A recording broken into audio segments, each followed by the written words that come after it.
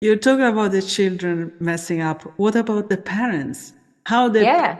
mess up with their Yeah. children when they are moving towards conscious parenting? What are the mistakes? Well, The child. yeah. Well, firstly, when you're conscious parent, it doesn't mean you're perfect. So there's no perfect parenting. So you're going to mess up either way, either area, either way. You're going to learn though. You'll learn quicker probably because you're aware of it. You see it, you spot it. And even if you did yell, your clean up, your pick up, you don't yell for 20 minutes. The period between when you catch yourself is quicker. So, you go and repair it. You say, I'm so sorry. I messed up. I yelled. I don't want to be the yelly parent. I want to really listen to you. And you know what? I realized you tell your realizations. I realized I felt like not heard and that, or whatever it is. You look in the mirror and you repair it with your child. And they're learning as well. They're learning the process of repair and of going, oh, I'm sorry, whatever it might be, whatever happens, they're learning that process through you. So that's also a key for conscious parenting. You don't need to teach your child anything. You just need to be the example and you guide them. You be the best example, you be the best version of you can be. And that's probably, really key for this work because it then ripples out into all areas of your life, all relationships stemming from your relationship with yourself. Nina, before you mentioned the word boundaries, Mm. and it came to mind, is a good sound no still allowed in? Oh, yes, of course. No is still allowed. And, pick your nose. If you've got a strong willed child and no just rattles them, like my child, my both actually don't like no. When he was younger, I used to, instead of, going, he'd want to go somewhere and, I was like, oh, do you think we'd be able to, bike ride to preschool with your little sister? And then he'd go, oh, no, I don't think we could do it. She wouldn't be able to get up the hills. And so pick your no. Obviously, there's certain things, yes, you say no, but depending on your child, this is where you're attuning to your child. I knew my child, if I say no too many times, it just loses it. So I had to allow him to figure it out.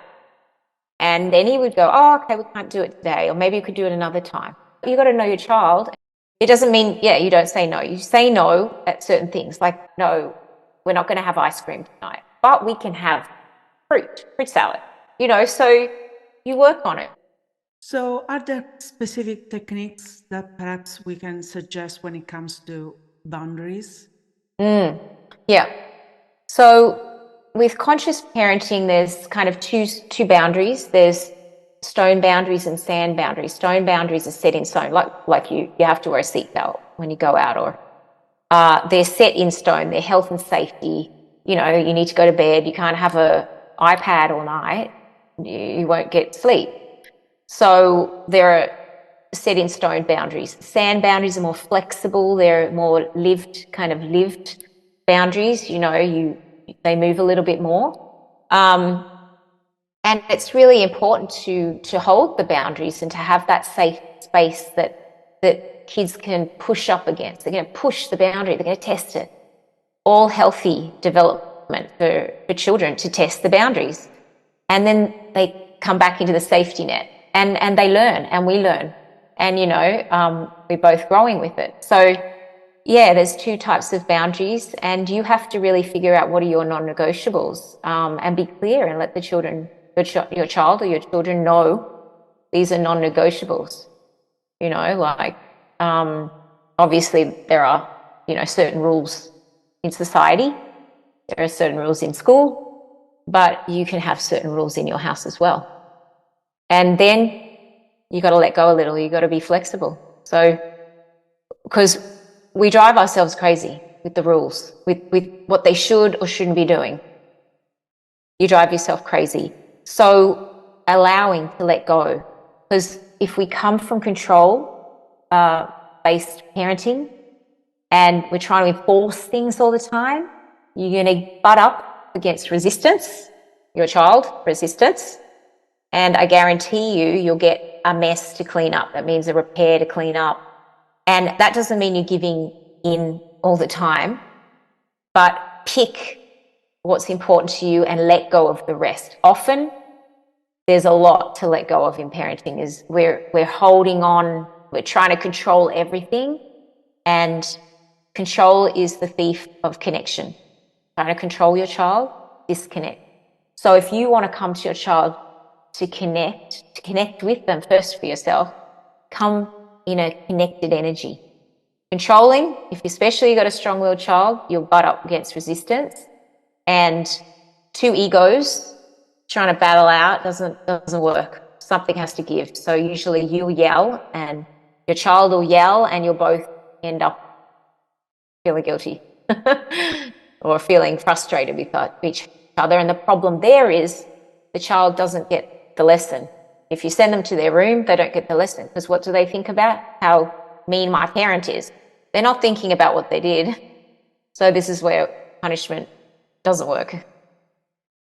Yeah, I love what you're saying, and in particular the fact that everything starts from us, adults, rather than them. We need really to be aware of our word and what we think and what we believe, what is right, what is not right, according to society, but also based on all the conditioning that we had when we were. Yeah. Well, I often get parents to write down all the things that were, what was being good as a child, what was good, and what was bad, and look at it all. And it's like amazing to look at it. And then you go, oh my gosh, because reality is there is no good or bad. Like we put our projection onto it. We put it on it. There just is. Just is what it is. My child spills the milk. Oh, it is. Yeah, just spilt milk. It's a bad child, or it's a bad child for yelling out in class. No, they might just be excited. They're children. Regulation can be hard. So we put all these lenses on, good, bad, right, wrong, naughty, compliant, and it messes us up. It really screws us up because then we're looking out of the lenses of that, and what we focus on, we experience and we create. So you're looking for, say you're looking at all the things your child's doing wrong, bad behaviors. I guarantee you're going to get more of that because you're focusing on it. What you focus on creates your experience, and it grows, expands. So often I do that list so parents can see, wow, geez, I got a lot of, we got a lot of stuff going on. I haven't even come to my child yet, and already I've got what's good, what's bad, what's right, wrong. And you start to parent from a neutral space. So the present moment, neutral, not charged. I mean, when we have a charge, when we're triggered, that's the work. Look at how did my child make me feel? What was that feeling? Because as I said before, that feeling's already in you. Your child hasn't done anything. That feeling was within you already. And these are the childhood legacies that we've still got within us that we haven't. Maybe when we were 8, we couldn't, we felt shame and we couldn't feel anger. My parents told me to go to my room. I couldn't be angry. No one was holding space for me. So we have anger inside of us. So our child will show us, well, you go, wow, I have anger, a lot of anger inside of me. Then becomes the process of being with those, embracing those emotions.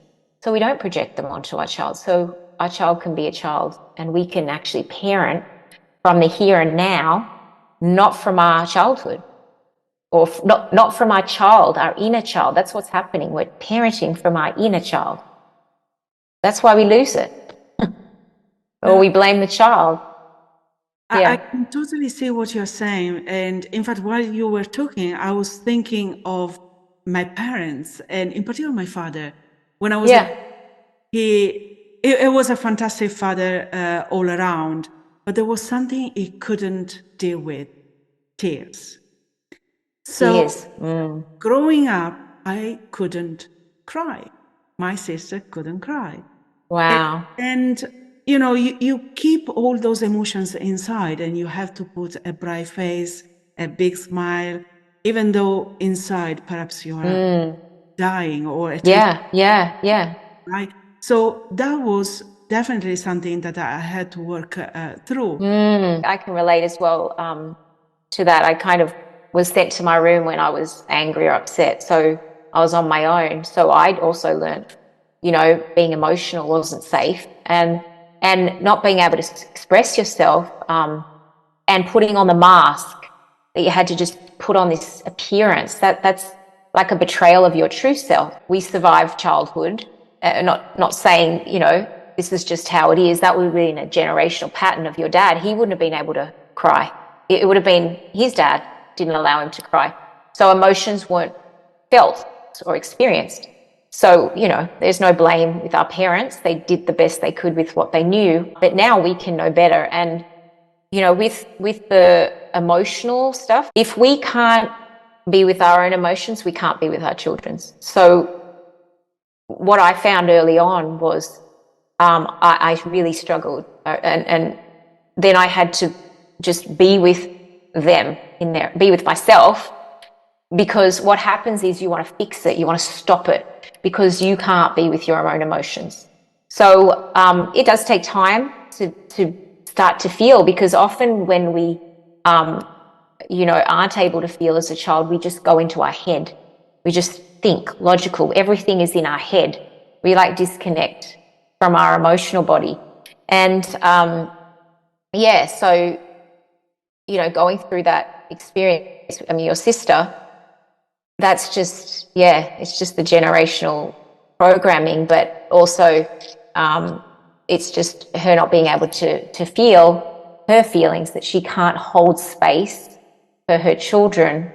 And that's what happens, that they get passed down the pipeline until someone goes, I realizes, or comes to the awareness, or comes to the work, and wants to stop that chain happening.